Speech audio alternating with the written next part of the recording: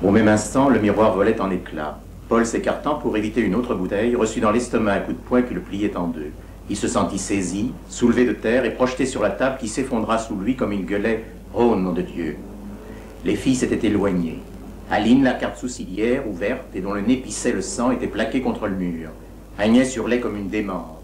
La voix aiguë, Ida débitait un litanie, un flot d'injures ordurières. Les visages et les corps déformés par le feu roulant de la lampe, poussés et balancés à droite et à gauche, semblaient danser sur l'ombre en grimaçant. Ils étaient maintenant 3 ou 4 attachés à immobiliser le forcené qui les secouait et les traînait après lui. Un râle sourd comme un grognement s'échappait de sa poitrine dans l'effort qu'il faisait pour les porter. Finalement, ils roulèrent tous sur le plancher parmi les débris de vaisselle et les restes du repas. Maintenu à terre, Rhône entrevit un moment le visage d'Alan qui, dans le vacarme, lui soufflait doucement « Rhône, nom de Dieu, Rhône !» Il les sentait tous peser sur lui, criant son nom et d'autres ordures. Le souffle lui manquait. Il s'immobilisa un instant, puis, comme il relâchait leur prise, il les écarta violemment et se mit debout. Sa haute taille dressait une ombre épaisse et mouvante sur le mur et sur le plafond. À l'autre bout de la pièce, Aline, maintenant, poussait de grands cris stridents et se barbouillait du sang qui lui couvrait l'œil droit et descendait jusqu'à la bouche. Rhône, tenant un tesson de bouteille à la main, maintenait ses adversaires à distance, et comme il allait à nouveau se jeter sur la fille, il vit en même temps et comme en un éclair, avant de perdre connaissance, une barre de bois au-dessus de sa tête et le couteau d'Alan qui s'enfonçait dans sa cuisse. La pièce était renversée et lui-même retourné, paralysé de l'intérieur, vidé.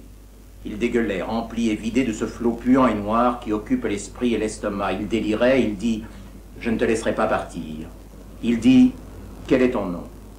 Il dit « Je sens comme cette chose noire qui sort de la bouche des morts et se répand ».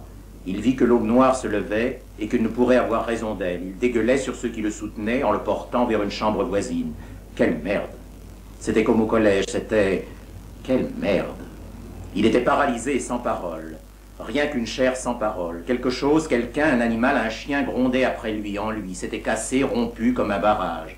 On s'occupait de sa cuisse, on lui tirait la jambe. Il les voyait autour de lui comme en un rêve sans parole, comme un théâtre d'ombre. Il dit... Mais de sa bouche ouverte ne sortait que ce flot épais et noir. Il dit « Dégueulasse, c'est dégueulasse ». Et les ombres l'entouraient en dansant. Il dit « Jamais, jamais ». On lui tirait la jambe. Il dit « À qui appartient ce qui est devant toi ?» Il dit que quelque chose le quittait et que l'aube et la nuit noire tombaient sur lui. Quelque chose l'abandonnait, quelque chose comme un chien, comme une femelle l'abandonnait. Il glissait doucement sur la pente, il glissait dans le puits noir et il entraînait la nappe avec lui et toute la vaisselle et tout le paysage. C'était comme au collège, ou bien... Avant encore, il dit, c'était comme au collège, il dit quelle merde. Et il s'enfonçait dans le puits noir, allongé, flottant, avec cette excitation dans la cuisse.